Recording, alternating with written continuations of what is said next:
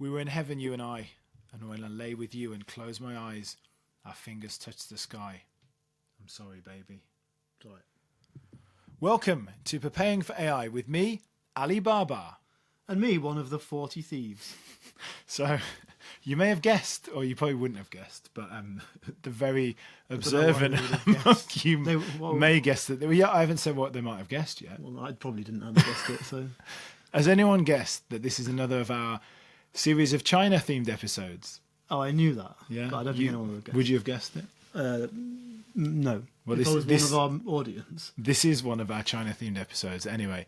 And Alibaba, as well as the person who accompanied the 40 Thieves, is that what he did?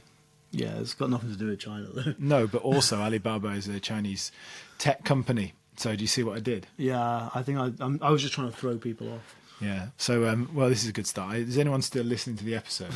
I'm not sure. If you are still listening to the episode, this is an absolutely cracking interview we did with Shao, who is a China writer, researcher, and consultant. She's worked with loads of different media organizations. She's written with loads of different media organizations. She's worked in various other jobs. She's like genuinely fascinating, but a cracking interview. Like we touched on a lot of stuff around energy and AI with a bit of a focus on China, but we talked about the US as well. We also talked about Chinese apps, the kind of Chinese ecosystem, where it's better than the US, where it's different. It was really good, wasn't it? It's a really good interview. Yeah, it's a fascinating conversation. I think, although a lot of this will be, so it'll be unfamiliar territory for a lot of people who are like Western, a lot of our listeners who are from the West. But I found it super fascinating, and also some of the stuff around how actually they're some of the most used apps in the world, which I don't think a lot of people will be aware of. So, yeah, fascinating. And we talked. One of the things she talked about, which she really knows a lot about as well, is this kind of China shedding. It's called, where there are these businesses, tech businesses, basically that are Chinese or began in China but are now in. They're distancing themselves. Yeah, most of them being in Singapore, and the way that they've kind of distanced themselves. And a lot of these apps that people don't know are Chinese that they're using, where they're based in Singapore, but it's kind of Chinese knowledge, Chinese money, Chinese expertise that has created them. So, yeah, it was a cracking interview. So it's quite a long interview. So I think we'll just get straight onto it. Me and you will maybe go into the other room, take 5 minutes, take a time out, maybe have a quick nap, and then we'll go back and interview Grace Shao. Yeah. Before the interview that we did already, that you already mentioned. Yeah, but keeping up pretenses, because I think most people watching listening... What pretense? You just said we've just interviewed her. But most people watching and listening to this interview wouldn't understand that temporally we could have done that. They will think we're literally about to go into another room, and then when we come back in, we'll do that interview. So they wouldn't understand that we could possibly have recorded the interview first. I've given the game away there. And done this second, and you've completely ruined that. And I'm going to do the song before all this. No, later. Have you done it yet? No, I haven't done it. No. We should probably add as well, the rest of the episode's better than this. So do stick with it. And more coherent. More coherent. So see you on the other side. Welcome to Preparing for AI, the AI podcast for everybody, with your hosts Jimmy Rhodes and me, Matt Cartwright. We explore the human and social impacts of AI, looking at the impact on jobs, AI and sustainability, and most importantly, the urgent need for safe development of AI, governance and alignment. Okay, so this week we're joined by Grace Shao, who is a writer, researcher and consultant. Thank you for joining us on the podcast, Grace, and I'll hand over to you to introduce yourself to our audience. Thank you so much for having me today, Matt and Jimmy. I'm Grace, the author of AI Pro M on Substack. Really, it's just a nerdier way of saying preface. So what I try to do is tell stories about the global AI infrastructure build out. I write primers, explainers on big tech AI strategies, especially with a focus on Chinese big tech, given my background having worked in Chinese big tech, and how it's been affecting geopolitics and been affected by geopolitics. Now, the reason I started this newsletter, and we talked about this a bit before coming on this podcast, it was really threefold. First, I was just so fascinated by the development of AI technology. I actually quit my corporate job to pursue this full time. And not just really from a consumer perspective, like all these fancy apps, but also just how it's shaping our society, politics, and economy in the future. Number two, I started off my career actually as like a tech reporter, and I think it's really becoming an independent writer and research is really bringing me back to my roots, and I'm able to kind of work on the journalistic side of things as well as bringing my business acumen and kind of bring it all together. And like I mentioned, I worked at a lot of big tech firms and helping with their international PR strategies over the last couple of years, I've realized that a lot of the innovation is being overshadowed by geopolitics right now. And I do want to really kind of shine light on that. And the last bit, which is really related to the second thing, is given my connection with media and all my ties and friends in journalism, I'm seeing a lot of great talent and reporters leaving this area, being me in Hong Kong and you guys in China. And I think that the world needs to see and hear the stories out here. So I do try to dig those out or meet interested people and write about them and share it with the world. Fantastic, thank you. So I think that's super interesting. Like, I think our first talking point was kind of around global infrastructure challenges with AI, sustainability, and a little bit on developed and developing countries. Yeah, so I think to start off with, we look at just the two biggest players, right? The China and the US.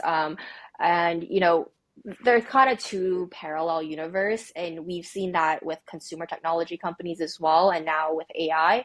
And there's a lot of hype around China not be able to access GPUs and advanced technology for hardware. But really, I wrote a op-ed for Fortune, I think about 4 months ago, or even 4 or 5 months ago, and I was saying that look, it's actually that's part of it. That's part of the arms race, if you must put it. But really, the other part of the equation here is the ability to rally up energy and power and a lot of the infrastructure demand needed for AI development, which is like, we all know for training, for inference, we need to have massive compute power. So what I really kind of wrote about in that article is that, the bottleneck right now, especially for the US, is in energy. And as we know in a lot of headlines, the US is actually experiencing a power shortage. And there's a long lead time for a lot of the things needed, such as like transmitters. And, we understand in the US, there's also like land permits that might take a long time for a lot of companies to kind of, acquire new power plants. That takes a long time. But now, like on the other side of the world, China, for better or worse, the command economy actually gives it a huge upper hand. And what it means that is like, and we saw this with renewable energy 10 years ago, right? And we saw this with like even cloud computing data centers a couple years ago. What China's economy can do and Chinese government can do is actually rally up private and public sector resources really quickly, so they can build up data centers really quickly in the west of the country, and then collect data from the east where it's more urbanized. So actually in China, there's even a policy called East Data, West Compute. So really, a lot of unurbanized areas in the West, like such as Inner Mongolia, Gansu, Guizhou, these are places that frankly aren't even really good land for agriculture anyway, and they're just sitting idly there.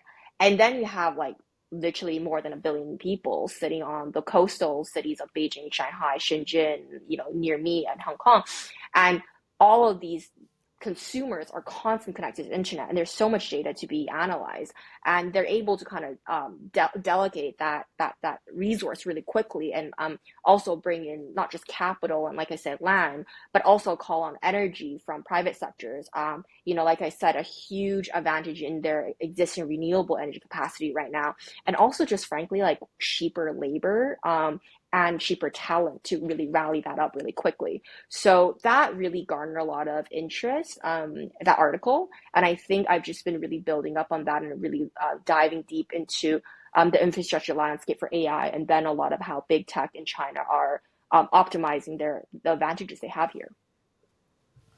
So, something I read in one of your Substacks talking about energy was about this making Guizhou So Guizhou province, for those that don't know, is a province right in the south of China. It used to be the poorest province, I think. It's now moved up. I think it's about the fourth poorest now, but it's still generally a pretty poor province with a pretty nice kind of fairly rich capital city, but a lot of kind of impoverished countryside. And that appears to be, is it like a pilot zone for data centers? Is that right? Yeah, yeah. So Guizhou was actually it started off as a cloud computing center. So Alibaba invested heavily in Guizhou for that. For this was like, I don't know, a couple years ago, 5, 6 years ago.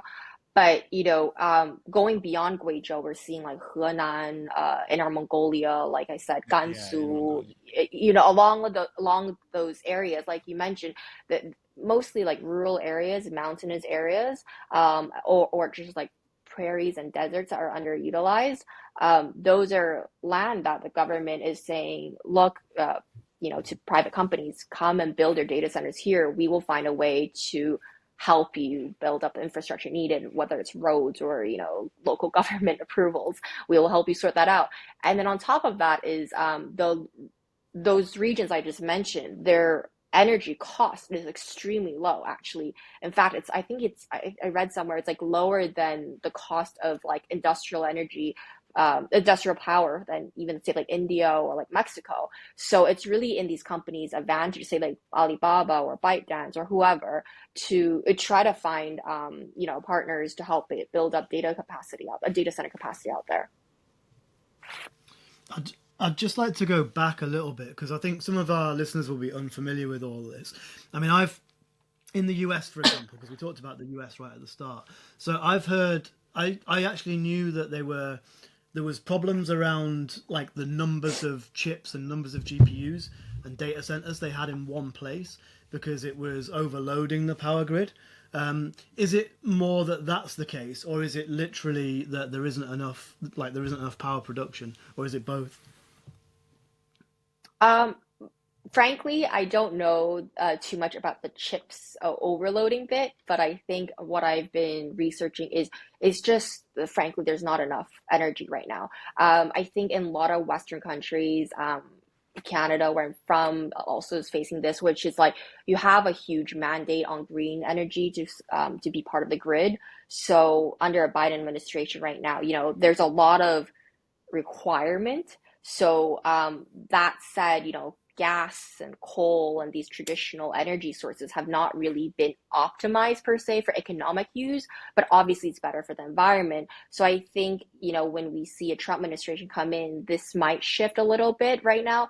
And then another thing, as I mentioned earlier, kind of in passing, is just like in general for like anything in the US to build up really quickly, it takes a lot longer because like say, the great thing is there's like a check and balance and law and order. But the thing that means also is like there's no shortcuts. You could be Meta, you could be Google, you could be Alphabet, whoever. Sorry, Google's Alphabet.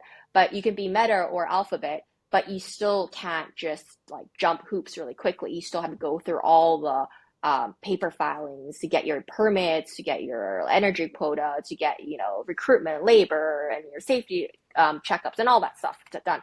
And that's how it takes a long time. Whereas in China, like if it's a national effort, then it just gets done. Like roads get built in like 3 days, buildings get built in like 3 months. Like things just move a lot faster in China. I had an anecdote and a question. My anecdote was, and this is probably a good example of how, when China doesn't want it to happen, they'll stop it. And in the example you're giving, they will get everything Yeah. behind it. I think about 5 or 6 years ago, I remember that sort of Bitcoin miners had focused in on kind of rural Sichuan. The Sichuan has quite a lot of Yeah. hydropower. And they'd focus in on rural Sichuan because there's this abundance of energy that's really cheap, and then they all got kicked out. And I think they pretty much got kicked out of China. But it's an example of they found these kind of power sources, but obviously cryptocurrency is not something that China is obviously supporting, whereas obviously the development of AI is very different. That was just an anecdote. But my question was, these provinces, I mean, I think it's probably actually pretty transparent to me knowing the provinces, but I think for our listeners it wouldn't be. That the choice of these provinces is this political? So is this the choice of using those provinces rather than somewhere on the east coast, or rather than somewhere in Guangdong that's near Hong Kong and Guangzhou and places like that, or someone that's near Beijing? Is that a political decision because it's a way of improving the lives and improving the economy of what would otherwise be rural areas? And if so, why don't they Um, put them in Dongbei? Because they need it in the Rust Belt, right? But they they don't seem to be are. They building. are.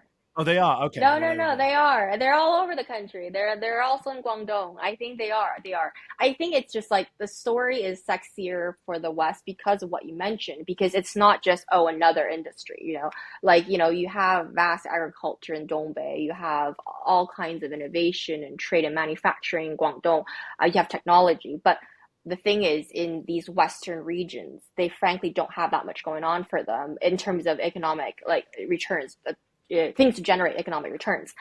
So I think a lot of attention is put there, but also, like I said, it's just cheaper land, cheaper um, energy, and it's not like.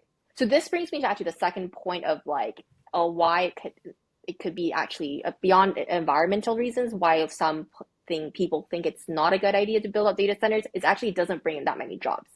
The reason is like actually data centers can just be self-run.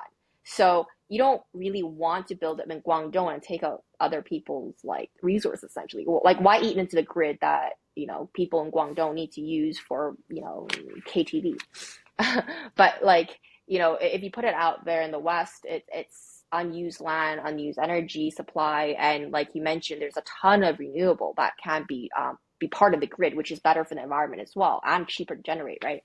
Yeah. So yeah, and on the renewable point, I mean, you mentioned a little bit about China and how they've got ahead with renewable. Would you want to elaborate on that a little bit? Because again, I think a lot of our listeners will be kind of fairly unfamiliar with China and this kind of topics.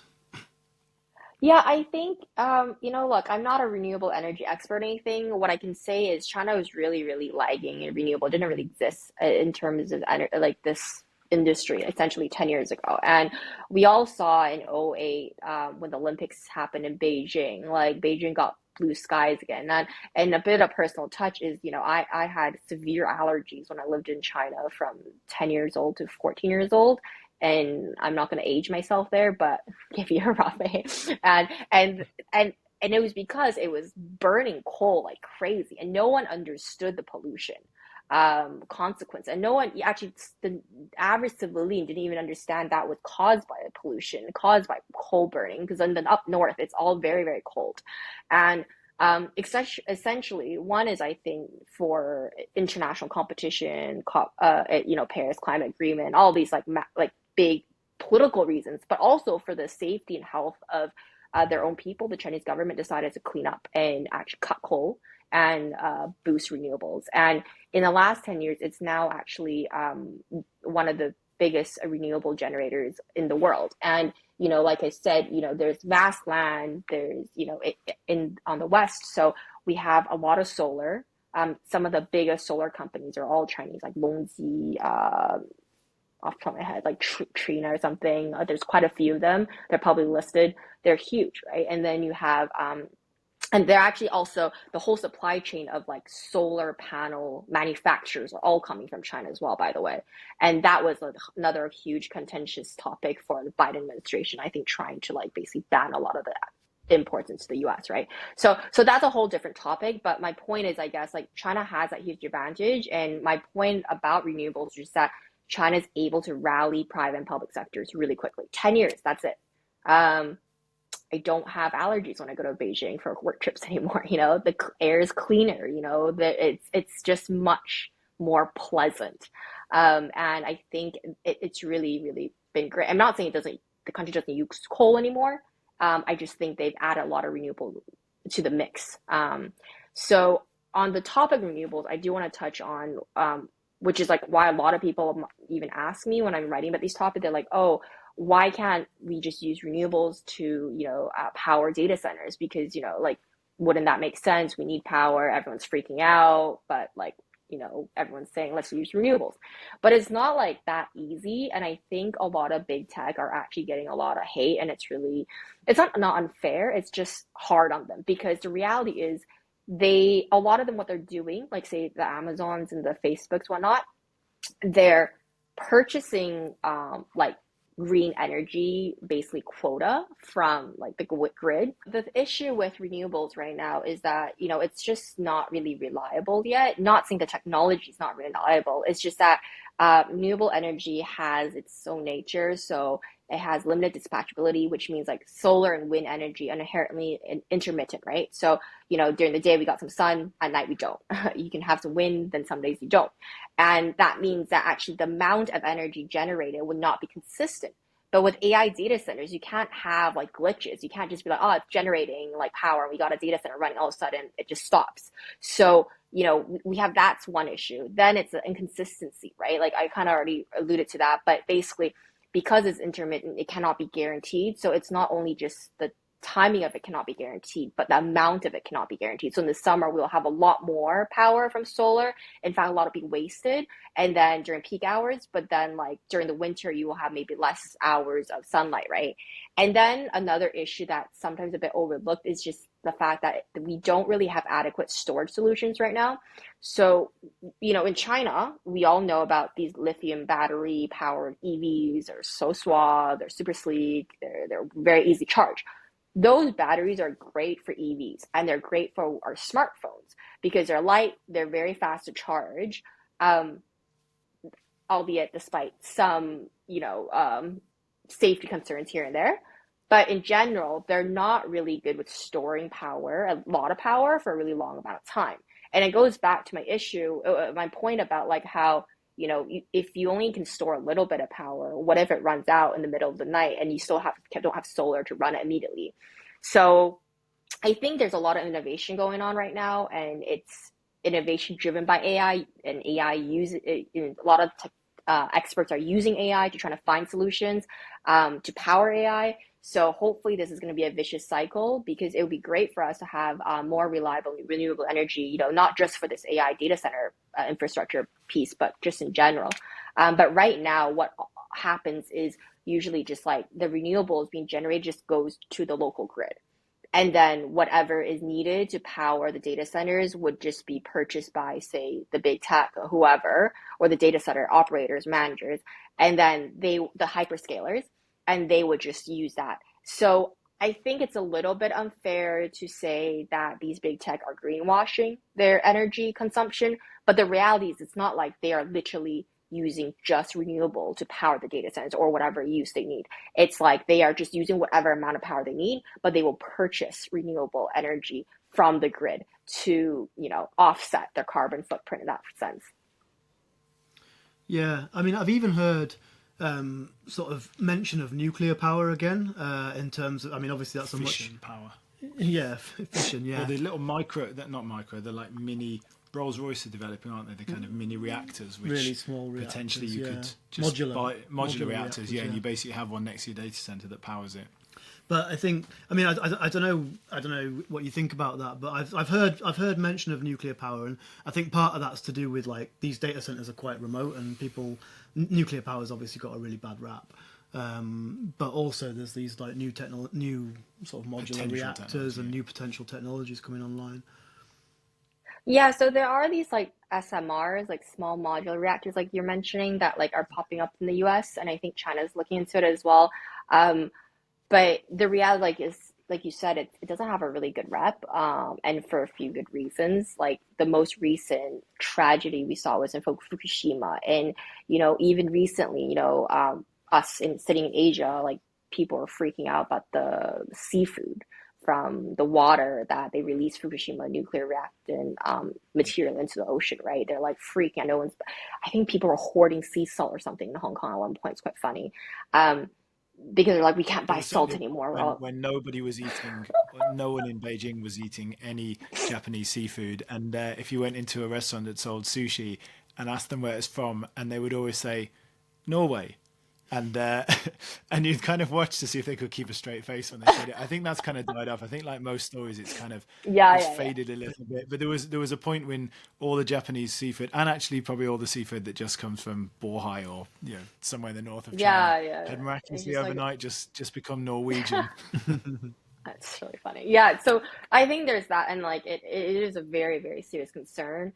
And I think I think even recently I was listening to the All In podcast, and Chamath and them are having this like whole argument as well. They're like, would you be okay if, say you're living in Minnesota and down the street you had like a nuclear reactor, and then they're like, well, how far is it? But like how far is it? Is it safe? We don't know, right? Like say like you say, oh, it's totally fine if it's like 100 miles away from me, but what if it's close to a school? Are you morally okay with it, right? Like if it does explode. So obviously there's still a lot of concerns, but I do think right now a lot of people are saying hydro nuclear would be the most reliable renewable energy source if we do pursue renewable energy as a more stable energy source. But the issue with hydro is that we can't control where's a dam, where's a lake, there's not that much like water you can play around with. So obviously like solar and wind gets all the attention just because it's easier to just plot them around, but they have their issues. So right now we don't really have a full renewable solution yet, but hopefully there's more innovation to come in this area. Yeah, you never know. Maybe once AI gets smart enough, it'll help us solve nuclear fusion, and then we can just power everything with that. And then it will use It's really the reactors scary. to destroy us all. Yeah, no, seriously. Power itself and destroy everything else. Yeah. Yeah, it's like it's gonna be so smart that we won't even need a brain anymore. And then I don't know. We'll talk about that later. Well, people can go back and listen to the COVID episode where I declared that we need AI because people won't have brains left. So there's a little tidbit for people that want to go back and listen to one of our earlier episodes. Hot takes. Is that like a side effect of COVID? I don't want to spoil it. You'll have to listen to the episode if you want to know. My hypothesis is pretty far out. So yeah, we want to talk a little bit about the dynamic between sort of developing and developed versus developed countries, and why what they're doing with data centers. Yeah, I think it's like quite interesting.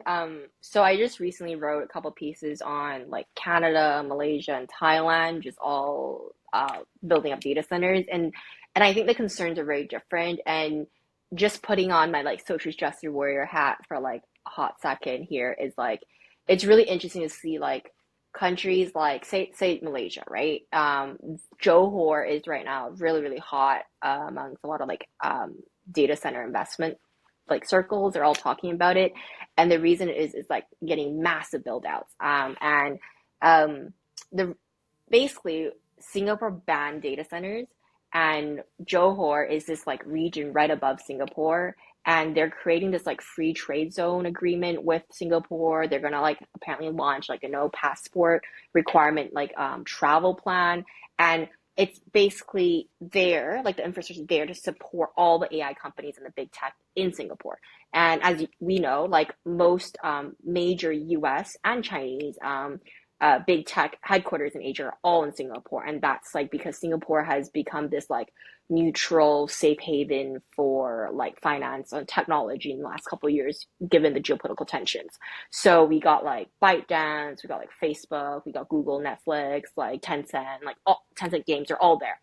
And it's said that actually ByteDance is probably one of the biggest clients of the data centers out in Johor right now. And it's interesting. So it's getting a lot of investment, a lot of USD injection, or at least like FDI, and it's garnering a lot of like attraction from internal like policymakers, like all the government people are all like jumping on this opportunity, sign deals and everything. But the issue is Johor actually historically had an issue with like water shortage and power shortage. So all of this like sudden demand is going to take away from the grid and the clean water so the water is used for cooling, right? So it's going to take away from the residents that live there.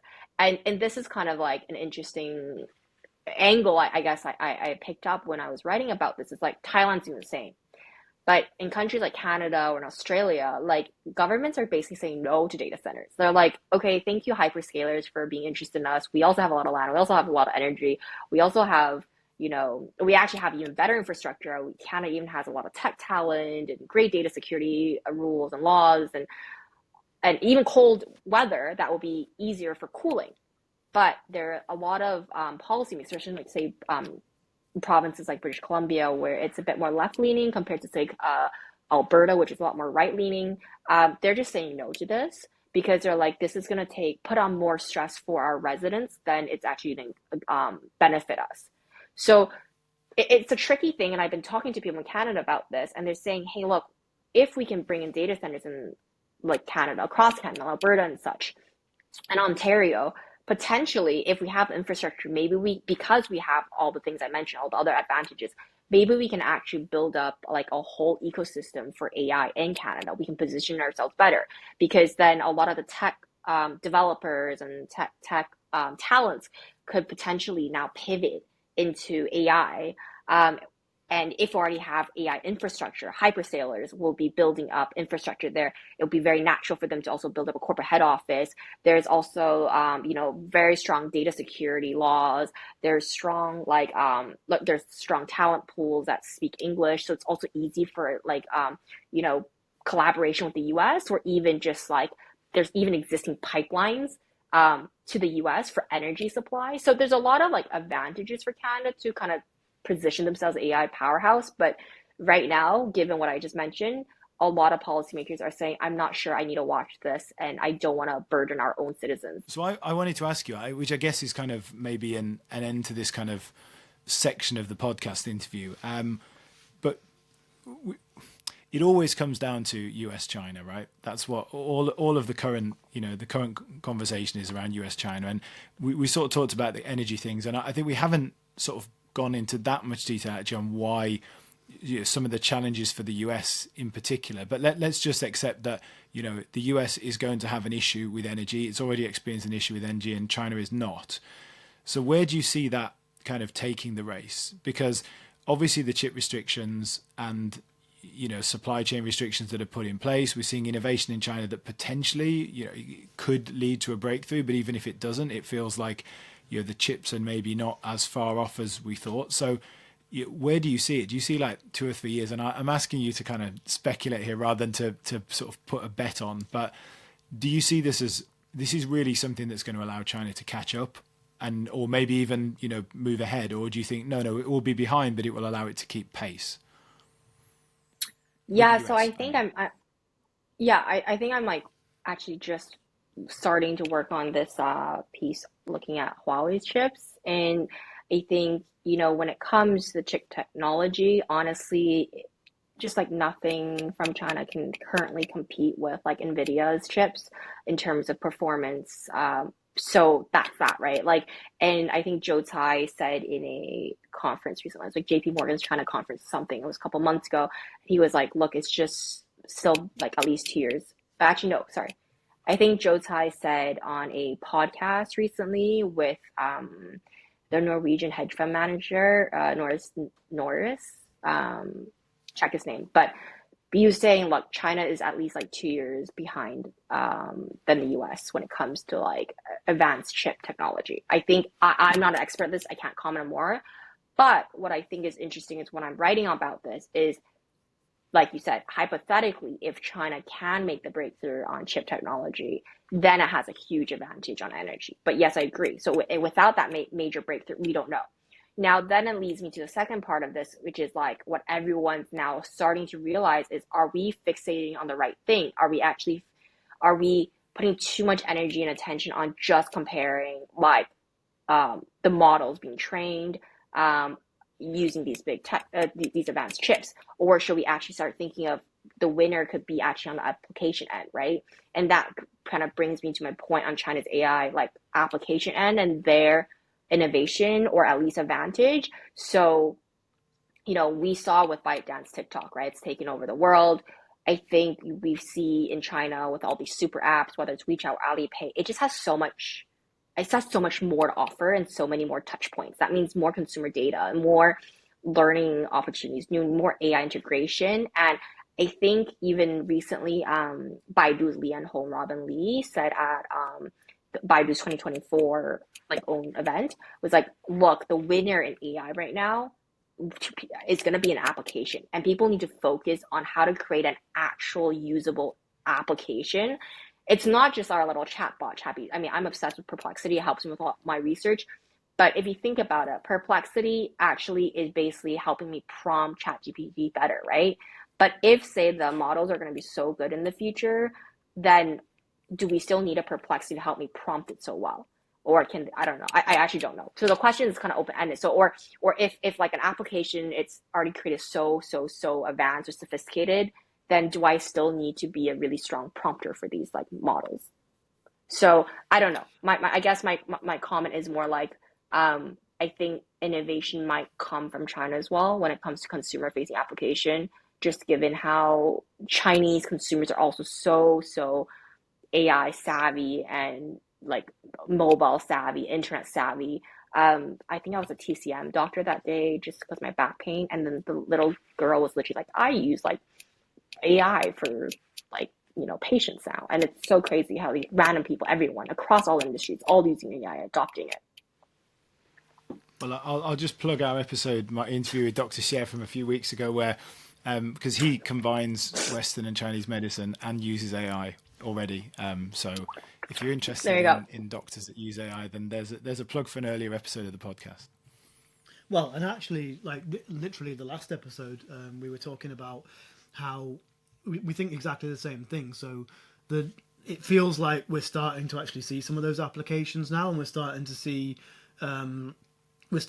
sort of fully finished, completed products or polished products, so to speak, rather than kind of early beta, alpha releases of things. So one of the ones we mentioned was 11 Labs, who now have like conversational AI, and you can clone anyone's voice, that kind of thing. And I think it's that kind of like commercial applications for AI, which is going to be the next big wave probably. With kind of large language models and some of the AI technologies we have now as a bit of a platform. But I think what you've been talking about there is kind of quite a nice segue into our second part, which is about AI in China and Southeast Asia. So I just wondered if you wanted to talk a little bit more about China's AI ecosystem and how that's developing.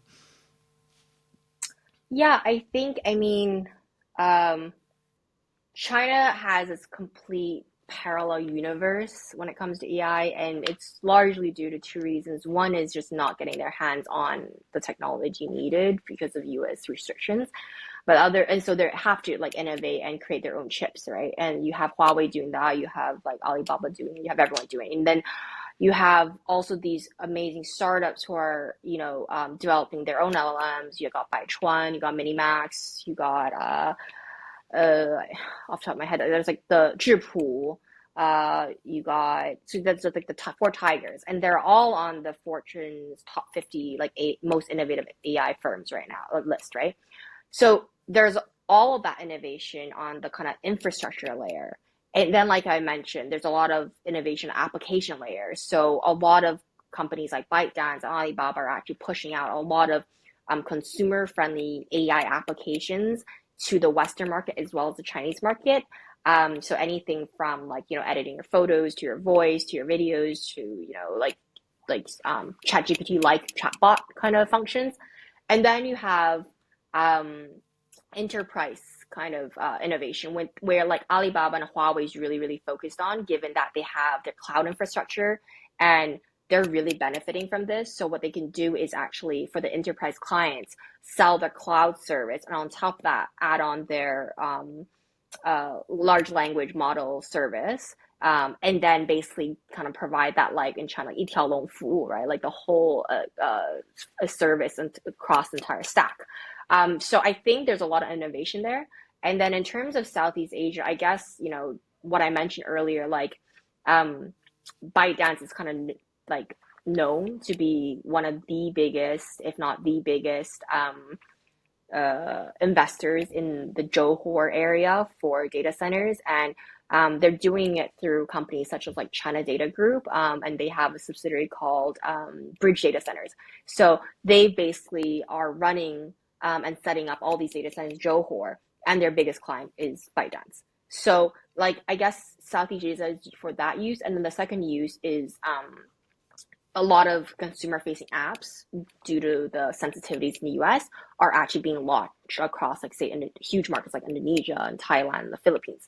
And the third bit, which we touched on earlier, was just that Singapore itself, the kind of hub, the financial and tech hub of Southeast Asia, is now being seen as the neutral position to set up like a lot of enterprises. So what a lot of Chinese companies, from big to small, from private equity to tech, from financial firms to hardware firms, what they're doing is they're trying to use what is called the China shedding strategy. And my friend Ivy Yang actually writes about this a lot on her Substack. So shout out. But it really essentially is like a PR strategy. It's saying, hey, we're not Chinese, and you just completely like pretend you're not, and you like register a company in Singapore and say you're Singapore company, Singapore headquarters, Singapore fundraise, blah blah blah. Or you say we're an international company, keep it vague, and then you register a company in Singapore, but you still plug in your management from China. Or the third way is actually they just register a company there, they rebrand themselves, and they pretend they're not related to their parent company, but they still are. So this China shedding strategy is being adopted by startups as well as big tech, and it's really just to kind of help them not gain unnecessary attention, I guess, what a lot of people are saying. And also when they're fundraising, say startups, when they're fundraising in the US, some firms are just like, I won't invest in you if you're a Chinese firm. So even though some firms are literally like, they have a whole R&D team in Beijing or Shanghai, Shenzhen, their founders are PRC passport holders. They might have been educated in the West. They just register company in Singapore and they call themselves like homegrown Singaporean. So there's that as well. Yeah. Is Shine a good example of this? Obviously not an AI company, but I think I'm trying to think of examples that people listening to this who are not familiar with the kind of ecosystem might be familiar with. Shein. Is Shine a reasonable example? Shein. It's right, okay. Shein. You're not I knew shopping like that. for I always fast fashion. Shine, so it shows how much I'm into fast You're fashion. You're not a 14-year-old girl. That's the thing. Well, I don't think I am. Just by the way, breaking news. No, Shein, I think they try to do that, but they were a bit too late. I think they were already like quite well known to be Chinese, but you could see how companies like Shein and like all these companies are actually like, sorry, my AirPod keeps on falling out, but they're finding ways to basically shy away from the Chinese heritage. And you could see that they were going to go public in the US. Originally, that was the plan. And, they went around talking about it for a while.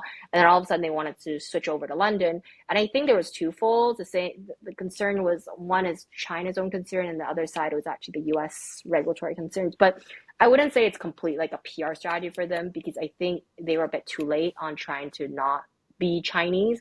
I think a lot of smaller startups are actually taking that route. Or you can think with TikTok, or like even the notorious one is Hill House repositioning themselves, saying they're not a Chinese private equity firm, they're a Asia firm.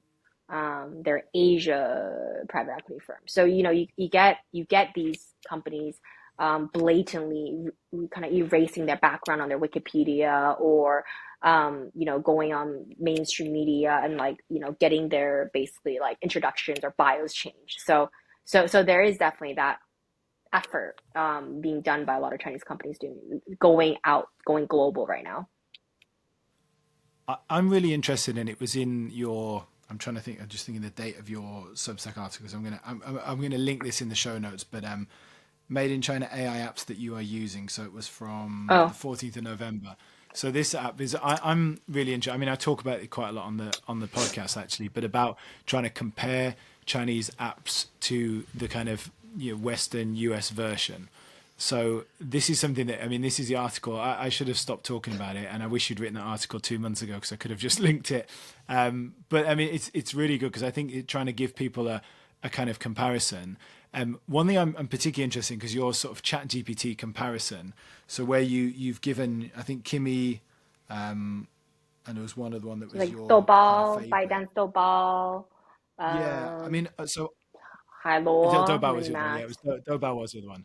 I mean, I use I use a Chinese large language model quite often on a sort of daily basis, just for doing really basic tasks like asking questions, translating, things like that, just because it means I don't have to put a VPN on and off. That's basically the main reason. And there are some cool uses. Like there are some things like on Tongyi, it has a really good sort of database for putting in documents and analyzing them in quite a cool way. But I generally use them in English. Like, I use them sometimes for Chinese, but it's mainly to translate stuff from Chinese into English because I'm lazy. But the thing that I found with it is, in English, they're just not as good. And obviously you're using them more in Chinese. I mean, do you think they are comparable? Obviously the models in the background are. We know that like QN is, I think in a lot of ways is outperforming Llama models in terms of open source, and that it's, you know, on some of the leaderboards out there at the front. But in terms of the consumer interface that we've got, I think I might have given this example before, but I asked the question about my daughter had a tooth come in at the back behind her other teeth. And I was like, is that a wisdom tooth? Because none of her teeth have fallen out yet. And I asked Tongyi, and it said, oh yeah, you need to, this is not usual. You need to go and see a dentist immediately. This is really weird. And it's called a hypermolar or something like that. Then I asked Claude, and it said, oh, this is just the first of her full set of teeth coming through. This is completely normal. So that's a kind of weird example. But like, even though that was in English, to me, it's like, okay, I just don't trust I don't trust that particular model now for anything where I need like a good answer. Obviously, that's just one model, but that is Alibaba's model, and that is, as far as I know, powered by a QN. It should be a decent one. Like, do you find them to be on a par? And I'm talking here in terms of not the model itself in the background, but in terms of, like I say, the kind of consumer interface that you would use. I think it's really hard to compare. Honestly, to be frank, I use the English side a lot more just because I use a lot of these AI tools for my research. I find it just so much more efficient. It helps me like find a lot of sources. I can then go dig into the sources of me just like Googling and reading through like a zillion articles. I think hallucination happens on both ends. I think the China ones are much better for researching Chinese material.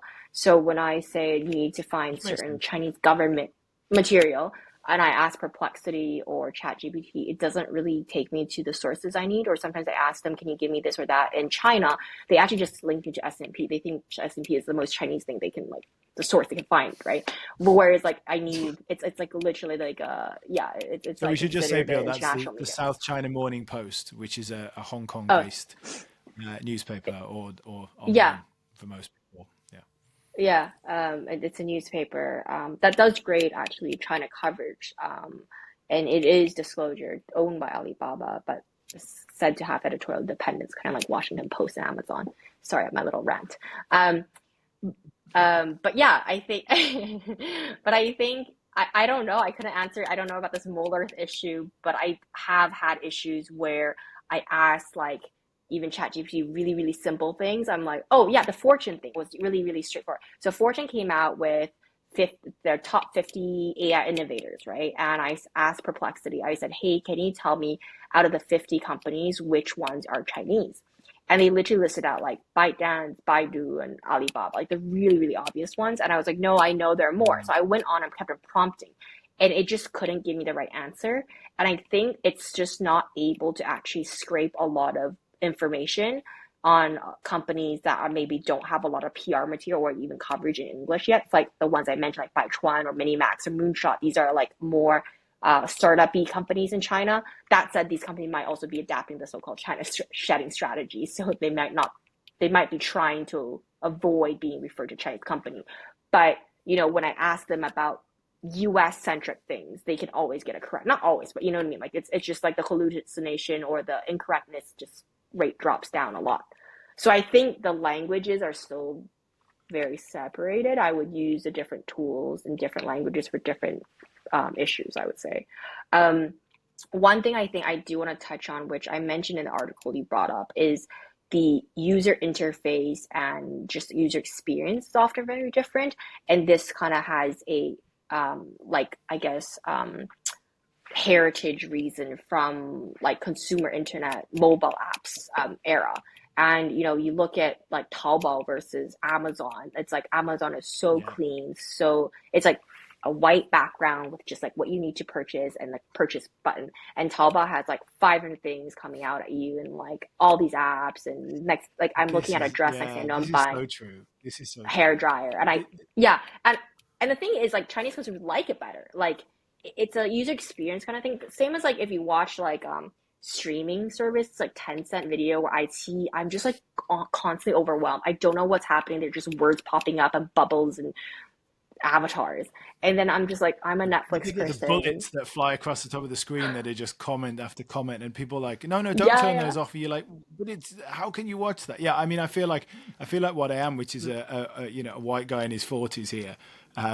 When I'm kind of all these, but it is absolutely true, and not saying that either one is right or wrong. It's what you're used to, but I'm just thinking as you were going through that comparison, I was thinking exactly of the interface, and if you click in the kind of top corner, and you'll get all these options, which include, the kind of cartoony image of here's a kind of avatar based bit. Here's a thing where you can practice your English. Here's a thing where you can, produce absolutely terrible quality music, but it's all integrated. Whereas, Yeah. I use Claude, and Claude's interfaces, you can click on your old chat, you can click on your profile, which is literally your name and what account you've got, and you can choose which of the models you want to use. And now there's one that says you can have a sort of simple answer or complicated answer. There are no other options, right?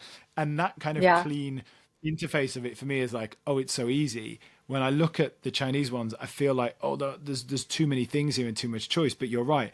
I think for a lot of Chinese people, you would look at Claude or even ChatGPT and be like, is that it? That's it? What? But I go on like Tiangong is the one that I quite like for just, it's really good that it can generate images, music, it's got this kind of multimodality. It seems to be actually quite good. Like I find that it gives better answers than most of the Chinese apps, and it's run by a company I hadn't heard of from based in Beijing. I can't remember the name, but I quite like that one. But even with that, it is, multiple options, and you go in there and you've got to scroll down through loads and loads of images and stuff. And you're right, it's just a very different approach to it. And you can see if you're used to China and you're used to kind of the West, you can see the differences, and I can completely understand how they work for each of those markets. So I don't think Alibaba are aiming their model at me. Let's put it that way. Yeah, I mean, I know what you mean. I think I'm all for clean, simple interfaces. Been a little bit. You're also a man of a certain age. Well, I know, but But I do too. You guys said I fit in right in. You're a lot younger than us, topics Grace. I like. But last time you said I was supposed to be the diversity guest, but I ended up talking about energy, liking clean user interface, just a typical average older white man. I should say you did say before we even recorded, you did describe yourself. You did describe yourself thus when we first kind of discussed this episode, didn't you? And now you've said that I'm a 14-year-old Asian girl, so yeah. So maybe I'm the I'm the diversity high, yeah. Yeah. But I think on that note, what if you ever want to use a Chinese or Asian app, it doesn't matter if it's AI app or consumer app, always use Asian developed what are they called, picture filtering and picture editing apps, because they are just superior. They are just so much superior. 美图秀秀 always like wows me. Like I put my photo up and I'm like, wow, like you can add makeup on, you can get rid of like your wrinkles, your fine lines, your dark circles, everything looks so natural. You can even change your lip colors, you can add eyelashes, everything. So Meitu actually has an AI. I was going to say we should probably add that me and Jimmy are using it now, and this is with filters turned up to 11. This is what we look like. So you can only imagine what we really look like.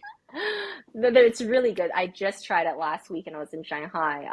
I got these new headshots taken, and I used the AI auto button. I was so amazed. It was so natural.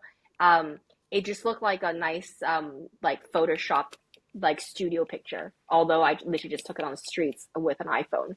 But so I would recommend that one if you need anything.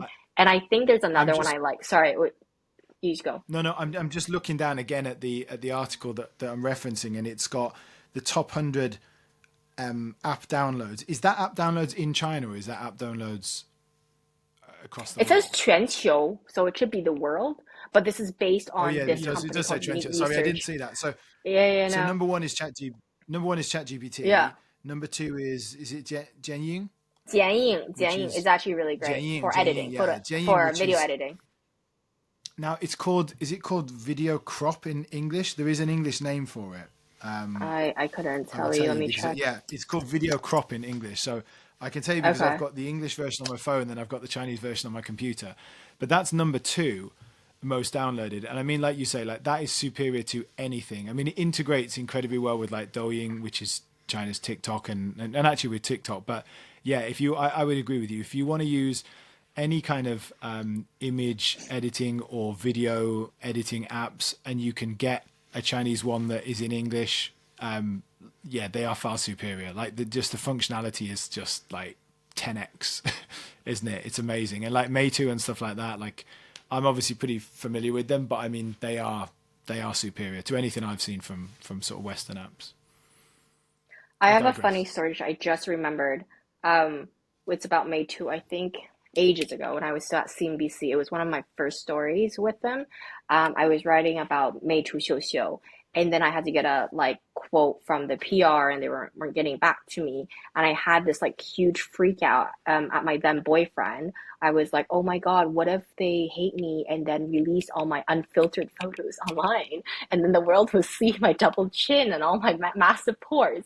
But that never happened. So Matrix has been around for a while and they're great. And hopefully they will never hear this I episode and they won't I find release. this I find this list, like this top 100, I find this list so interesting. I'm sort of half interviewing you. I can't stop looking at the list.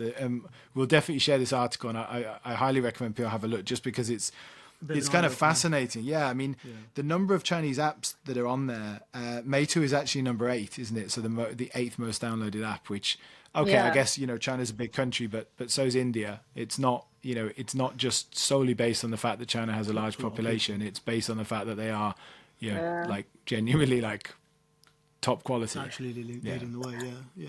And you It's can good. download And because the apps you're looking at. You can download these on You can download most of them the in Western versions, basically. yeah, you can download most of them in like Apple or Google stores. Not all of them. And obviously, like I said, I think it's Video Crop is the one, and Meitu would be Meitu. You don't have to use Chinese characters. You can definitely download it with letters. Yeah. yeah. Available at So App the Store top near you. Available on five App are Store near ChatGPT, you. Jianying, Canva, Doubao, which is Canva, yeah, ByteDance, Doubao, Duolingo, and then yeah. Duolingo. So 2 Yeah. Chinese in the top 5. Where's Claude? Yeah. Come Oh, on. it's not there. It's somewhere. Perplexity's number 50. I remember that. Okay. 48 Yeah. actually. I Notion We should 54. probably These are stop. big We should names. probably stop talking about the list because The people can list, read the yeah. list. Become top of the pot. But it's a great. I wanted to ask you a little bit because we talked a little bit about QN. So QN is Alibaba's kind of frontier open source model, and we've mentioned it on previous episodes on the show. But could you maybe just say a little bit about it in terms of the fact that it is, like I said, by some measure is the sort of top open source model out there. So that's quite a big thing to have a Chinese model that is potentially that good. Yeah, it's said to be the most competitive Chinese LLM out there right now in comparison to like GPT-4 in terms of overall performances. I think it's when it was launched, it has like it's kind of like a chatbot like interface, and it's really positioned itself as an all-around AI assistant. So it mainly has 5 key application use cases. So real-time meeting transcription summaries, processing lengthy content, providing summaries that require complicated comprehension, AI PowerPoint presentation creation, real-time simultaneous translation, video chat with AI agent that can provide problem solving. So the uniqueness of QN is because it's open source, like you mentioned, and it's really committed to that. And it's various versions, like I mentioned, for different like application uses are actually all available on platforms like Hugging Face and ModelScope.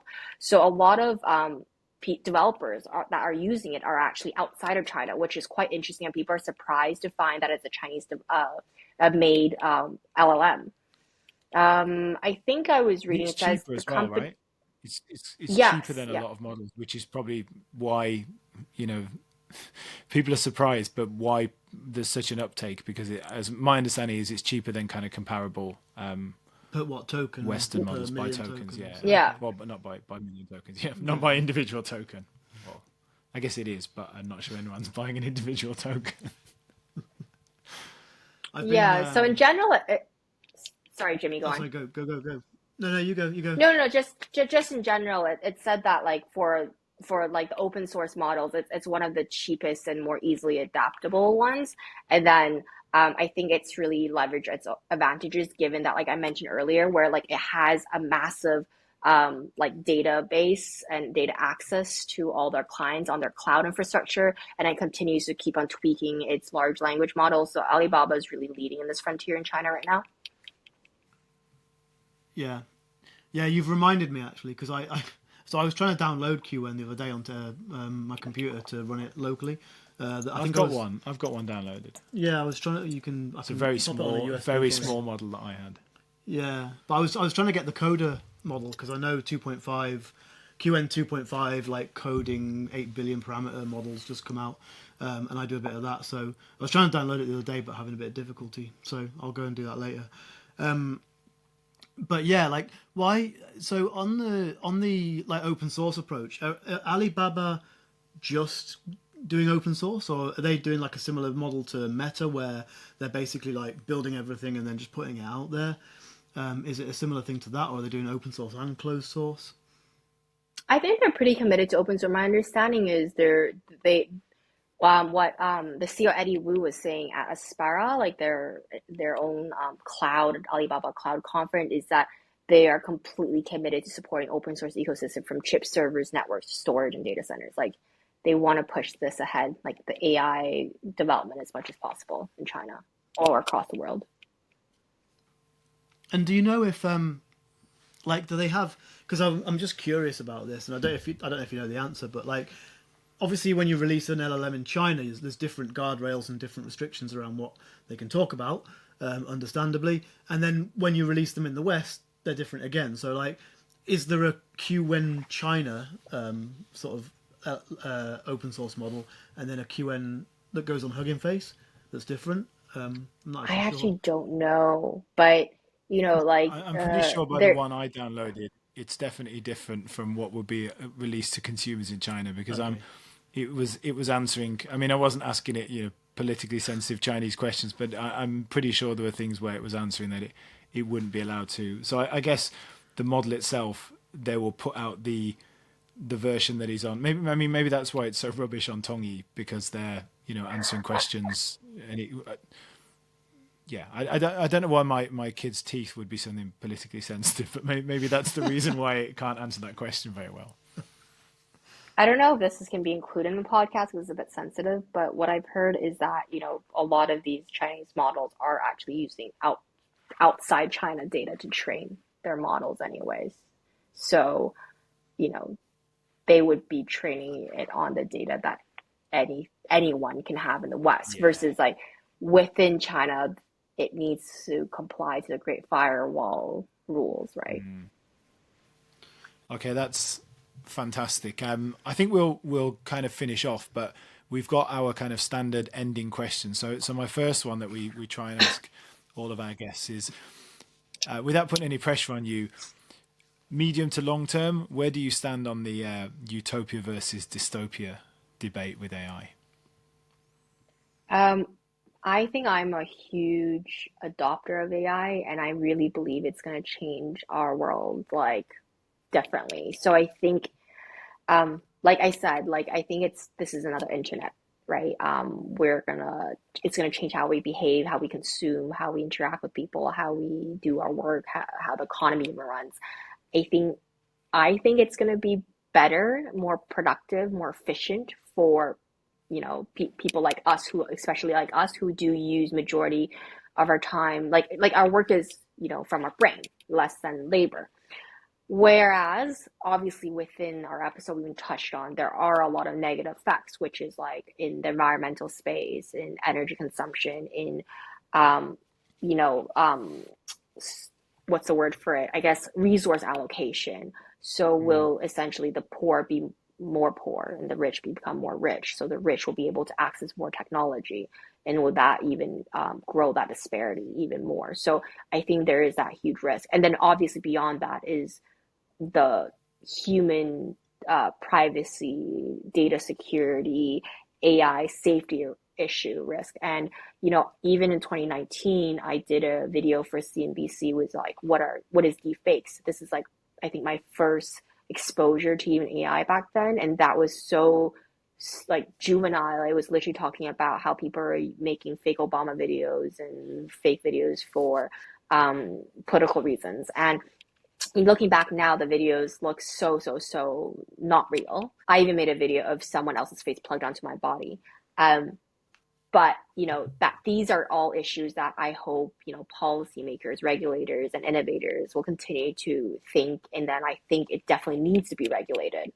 But in the long term, I really believe it will make us more efficient and more productive, and I think it actually helps with my creativity, helps with my work, and helps with a lot of things. And what it'll mean for the next generation will no longer be like, oh, can you write PowerPoints the fastest, it would be like, can you prompt the AI tools to help you make this the best, most efficient way, I think. So it's just another kind of tool set and mindset. Just like 30 years ago, people didn't need to learn how to write pretty anymore. They just had to know how to type well and type fast. Although there's argument that, we can still write well for aesthetic reasons, it's obviously made everything a lot more productive, a lot faster. Yeah, I mean, I agree with you on almost all of that. I feel like the danger is, and I've felt myself sort of slip this way a little bit sometimes, is like if you use these tools, but you're not like actually doing any of the input yourself. So like the difference between prompting an AI to write you an email or do something like, come up with a business plan, something like that. If you don't put any effort into it at all on your part, then it's sort of, you can become lazy and just kind of like hand it over to the AI. I'd say in general that's not how I use them, and it's actually more of a creative. I don't know. It's like almost the process of kind of having a back and forth with somebody about an idea, like bouncing an idea around, which I think is the best use for me. But I do think my feeling is that a lot of people, when it becomes really common to use AI, I think there will be a lot of laziness. Oh, definitely. And I think I even caught myself, like exactly like you said, if you write with it, I frankly think the current tools don't write well enough, and I still have to re-edit it. Yeah.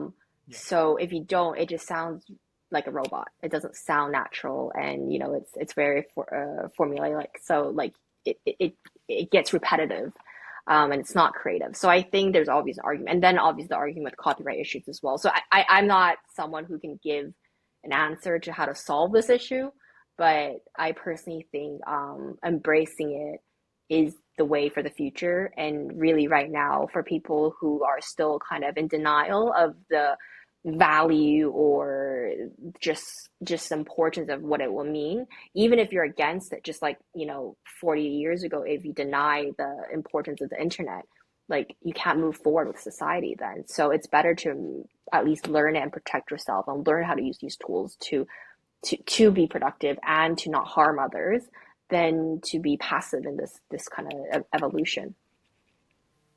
So I wanted to just very final question for you. So it's not so much a question, but an opportunity, I guess. Maybe you could recommend one or two AI applications or anything else you want to recommend, maybe a film you want someone to watch or a book that you want them to read, and also maybe your Substack, and I think maybe you could just introduce a bit maybe the consultancy work you do as well, if you've got a few minutes to just finish off with that for us. Yeah, sure. First of all, I do want to say thank you so much, guys. It's been a pleasure and a great chat. And it's, we did touch about a lot of topics and scratching the surface of many. But, for listeners, you can go to my Substack, AI Pro M on Substack. I do link to some of my articles that are published on like Fortune, Diplomat, other publications as well, there as well. And then in terms of recommendations, I'm still reading Li Feifei's book right now. I just started reading AI Snake Oil. I think it's a very, very easy read. I've just bought that as well. I haven't started it yet. Yeah. But I've just bought AI Snake Oil. And then for any journalists out there, I just recently took a Pulitzer Center course. It was amazing on covering AI. It was taught by a good friend of mine called Karen Howe, who is a leading journalist who used to be at MIT Tech Review. And it really provided me with a good framework on how to examine AI and write stories about it. So it's a free program. They do select reporters from around the world or content writers from around the world, and provide you with these, like, I think biannual online courses. So check that out. That was something that was super helpful for me this year.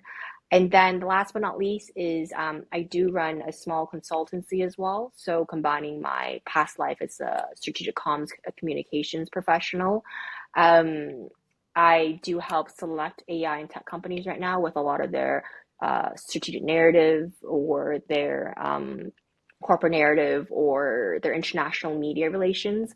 I don't do too much of the hands-on media like interactions, but I help advise them and I help a lot of the founders with how to position themselves or do media training as well. So if you're interested, feel free to reach out to me, or if you need this help, this kind of help in this area in strategic comms, feel free to reach out to me at grace@proemcommunications.com. So that's GRACE at PROEM communications.com. Maybe Matt and Jimmy, you guys can help me link it in the show notes too, if that's okay. Definitely will. That's like an absolutely cracking interview. Like you say, it was really good fun. I think sometimes interviews are really interesting, sometimes they're really fun. I think this one was genuinely like both. So thank you so much. And maybe in a year's time, when things have moved on, maybe we can do this again, because I think the subject is really interesting. And I think in a year's time, hopefully we will have seen some of those kind of advances, and we'll have an interesting story to tell that is more than just US versus China. Maybe it's, some more of kind of China's own advances and more interesting models and developments coming out of China. We'll have had a year of Trump as well, so. We will have had a year of Trump, yeah. Bring it on. That would be interesting. Okay, That would be really interesting. Thank you so much. Well, thank you everyone for listening. I hope you've enjoyed that one. We'll leave as usual. Jimmy will be back at the decks with Suno this week, I think. Oh yeah, I think so, yeah. Yeah. So enjoy the show, enjoy the tune, and we will see you all next week. Cheers. Bye.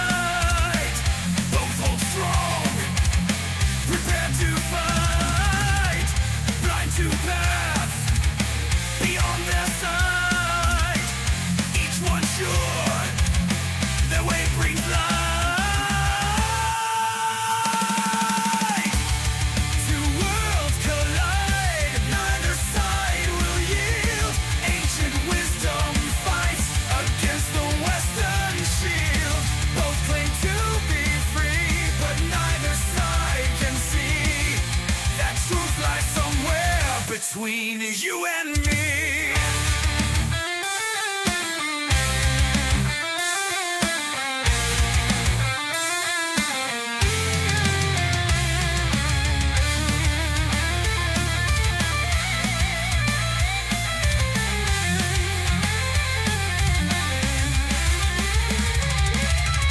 One by force, one by choice, different paths, same human voice.